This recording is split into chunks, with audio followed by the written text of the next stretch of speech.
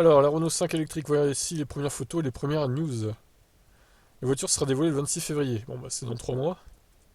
Alors, les photos, bon, de toute façon, la voiture, on la connaît déjà, hein. J'ai envie de vous dire, il n'y aura pas de grosses surprises.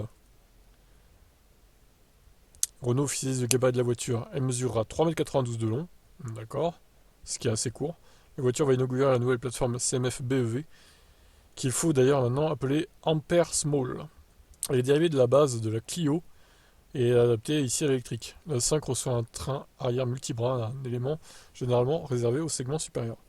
Il doit contribuer à assurer une excellente stabilité et tenue de route. D'ailleurs, elle sera plus courte que la C3 en fait. Je viens de penser là. La C3 elle fait 4 mètres et quelques. Et la Renault 5, entre 8 et 10 cm de moins du coup. Bon, c'est pas énorme la différence, mais bon. Je pensais qu'elle serait au moins aussi longue, voire plus longue. De plus, le losange confirme une information technique importante. Il y aura deux types de batteries. Il y aura la version long range entre guillemets avec 52 kWh, ce qui donnerait 400 km d'autonomie, comme la Zoé actuelle. Et il y aurait aussi une batterie de 40 kWh qui permettrait de faire baisser le prix. Bon là, on peut partir sur une autonomie de 300 à peu près quoi. En calculant, en faisant un produit en croix. Dans les 290-300 je dirais. Ils vont sûrement arrondir à 300.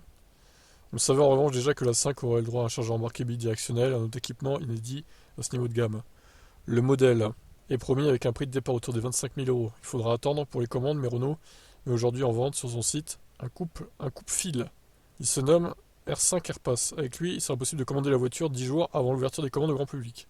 Ok, d'accord. De quoi ensuite profiter d'une livraison avant les autres. Renault indique que les livraisons commenceront à l'automne 2024. Ah, c'est long. Dans un peu moins d'un an. C'est long. Les détenteurs d'un pass recevront une miniature et pourront accéder à des contenus et des événements autour de la Renault 5 en avant-première. Le pass coûte 150 euros. Ouais, alors, est-ce qu'elle arrive pas un peu tard en fait cette voiture parce que la C3 de Citroën arrive au printemps 2024, mars-avril pour les premières livraisons, a priori, s'ils ont pas du retard. Et là, ça arriverait quasiment 6 mois plus tard quoi. Donc à mon avis, c'est pas très bon pour la voiture ça, hein. Donc on peut penser que la version à 25 000 euros, ce sera celle qui aura 40 kWh de batterie. Celle avec 52 kWh coûtera 28, 29, peut-être voire même 30 000 hors bonus, à mon avis. Faudra pas s'attendre à des miracles à niveau tarif, hein. Bon, eh ben, affaire à suivre. Qu'est-ce que vous en pensez? Est-ce que vous prendriez plutôt celle-là ou la C3 si vous deviez choisir une?